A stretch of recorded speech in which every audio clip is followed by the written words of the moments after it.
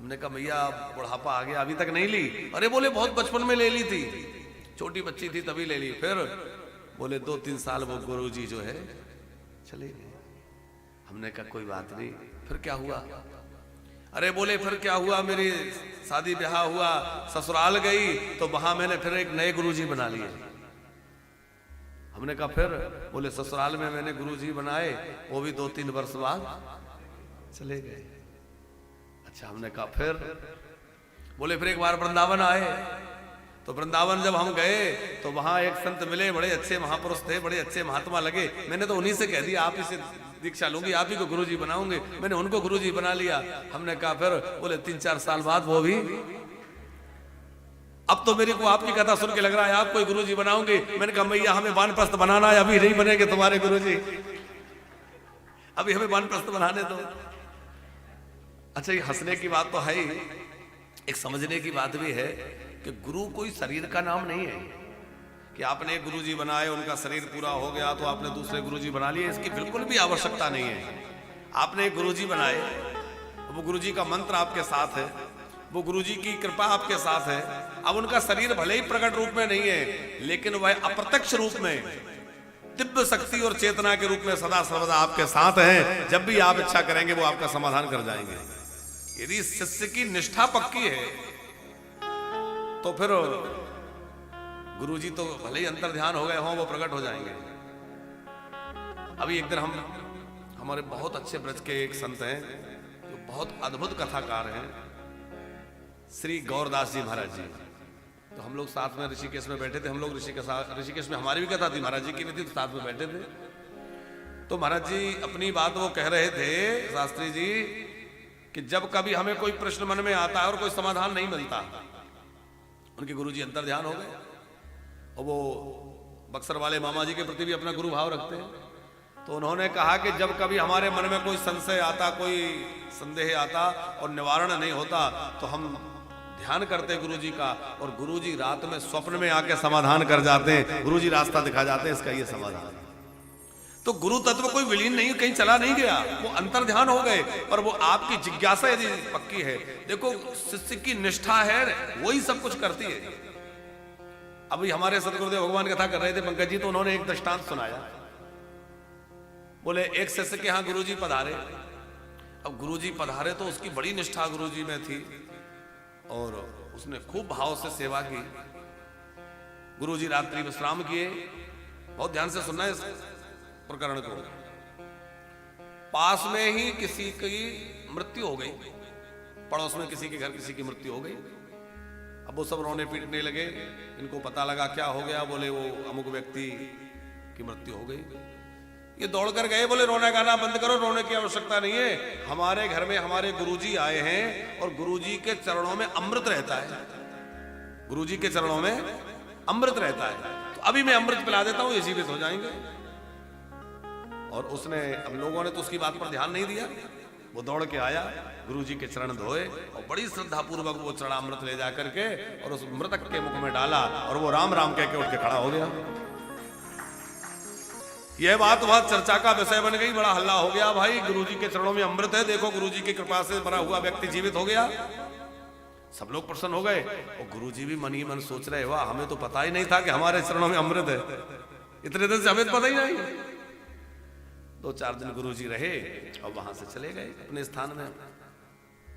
अब गुरुजी को लगे कि देखो हमें पता नहीं था हमारे पैरों में अमृत है, हम तो अभी तक इस बात से अनभिज्ञ थे। तो एक बार क्या हुआ कि वहां के राजा के बेटे की मृत्यु हो गई। राजा के बेटे की मृत्यु हो गई। एक ही बेटा राजा को था, बहुत दुखी था राजा, पूरा परिवार, सब प्रजा। उसकी यात्रा निकल रही। अब वो सब रो पीट रहे, यात्रा निकल रही।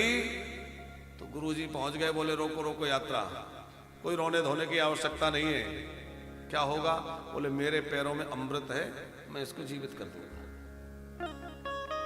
राजा ने कहा ठीक ठाक सोच समझ लो, कहीं ऐसा ना हो कि कुछ गड़बड़ हो जाए। बोले नहीं नहीं, आप इसको वापस घर में ले चलिए, मैं जीवित कर दूंगा। राजा ने कहा देखो एक बार सब यात्रा घर से निकल जाए तो वो घर में वापस नहीं जाती, क्योंकि अमंगलकारी होता है। फिर सोच लो।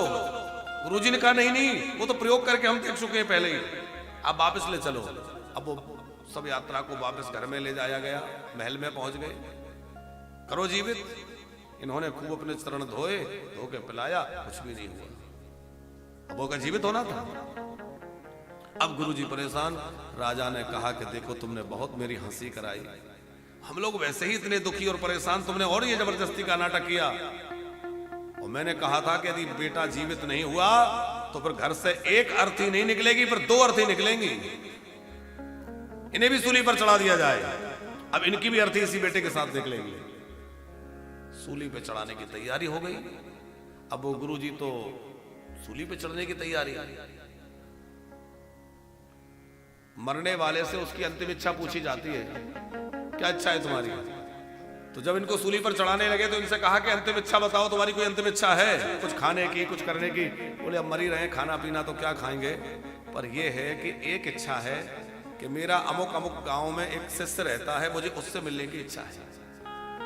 सोच रहे थे एक बार पूछे तो सही कि उसने ऐसा क्या किया था। शिष्य आया, शिष्य को राजा ने बुलवाया कि भाई अंतिम इच्छा है, बुलाया जाए। उसको बुलवाया गया, और जैसे ही बुलवाया गया तो शिष्य वहां आया।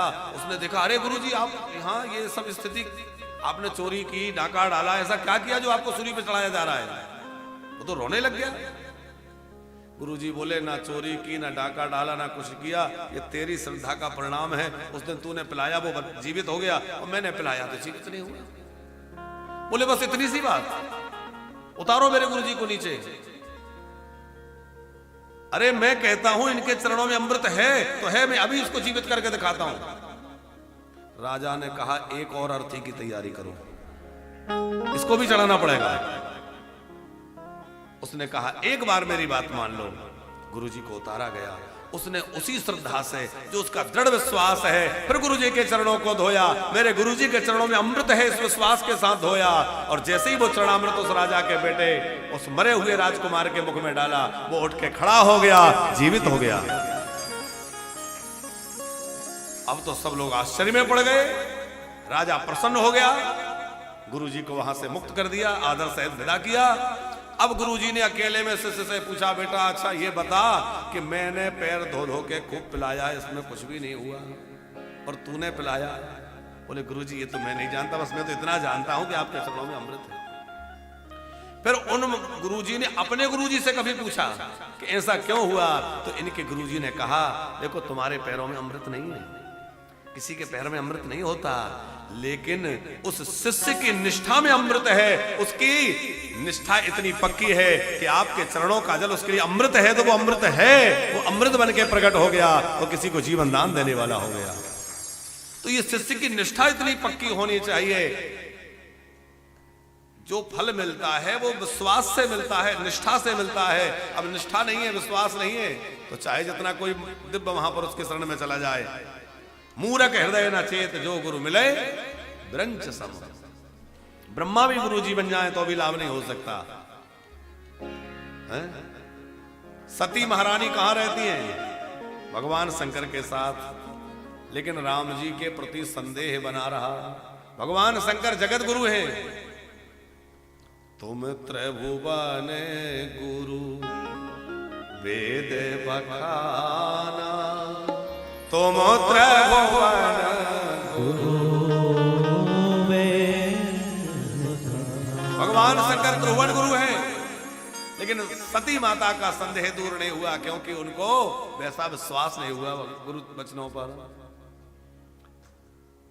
तो गुरुदेव के प्रति दृढ़ विश्वास हो कि मेरे जो गुरुजी हैं वो मनुष्य नहीं है, वो साक्षात ईश्वर का स्वरूप है, साक्षात भगवान है। तो उस पांच भौतिक देह से ही परम ब्रह्म प्रकट होते हैं और वही आपका कार्य करते हैं, क्योंकि सबके अंदर तो वही विराजमान है। अब पांच भौतिक देह नष्ट भी हो गई, तब भी वह जो तत्व है, गुरु तत्व है, वह परम ब्रह्म तत्व है, और परम ब्रह्म तत्व आपका कार्य करेगा।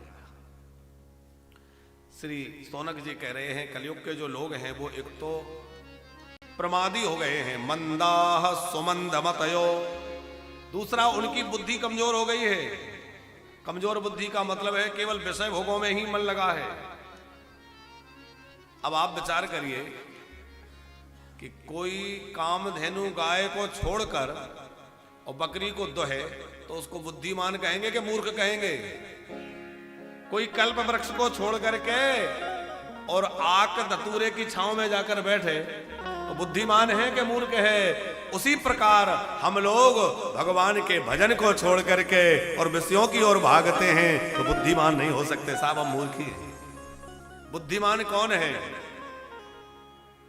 कि पर धन पर मन हराने को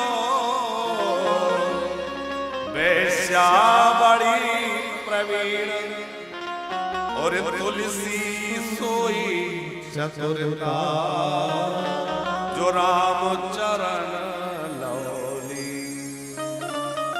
अरे बुद्धिमान वही है जो भगवत चरणों में मन लगा लिया है, नहीं तो सुमंद मतयो, जिसकी भोगों में मति लगी है वह सुमंद मति है। एक तो आलसी है कलयुग का व्यक्ति, दूसरा बुद्धि कमजोर है, तीसरा मंद भाग्य भी कमजोर है। कोई व्यक्ति की बुद्धि अच्छी हो, भाग्य कमजोर भी हो तो वो बुद्धि से काम निकाल लेगा, और कोई व्यक्ति की बुद्धि कमजोर भी हो लेकिन भाग्य अच्छा है तो वो भाग्य के बल पर अपना काम चल जाएगा। लेकिन भाग्य भी कमजोर, बुद्धि भी कमजोर, उसी पे वो व्यक्ति प्रमादी। और उसी पर एक और बात, मंद भाग्योपद्रुता, अनेक प्रकार के उपद्रवों से कली काल के लोग ग्रसित हैं। आज ये समस्या, कल वो समस्या है। ऐसे में लोगों का कल्याण कैसे हो? दूसरा प्रश्न किया, शास्त्रों का सार क्या है? शास्त्र तो बहुत सारे हैं, कितना पढ़े कोई, कितना समझे मुश्किल है। शास्त्रों का सार क्या है? तीसरा प्रश्न है कि ईश्वर अजन्मा है तो वो बार बार जन्म क्यों लेते हैं, अवतरित होकर क्यों आते हैं? और यदि अवतार लेते ही हैं तो चौथा प्रश्न है कि उनके कितने अवतार हैं? पांचवा प्रश्न है कि जीवन का लक्ष्य क्या है? और छठवां प्रश्न है कि जब भगवान अपने स्वधाम जाते हैं तो धर्मम किम शरणम गतः, धर्म किसके शरण में जाता है? उस समय श्री सूत जी महाराज समाधान देते हैं, ऋषियों वासुदेव परा वेदा, वासुदेव परा मखा, वासुदेव परा योगा, वासुदेव परा क्रिया। सब शास्त्रों का सार क्या है? बोले सब शास्त्रों का सार है भगवान का भजन। भगवान के भजन में लग जाओ कि हरि का भजन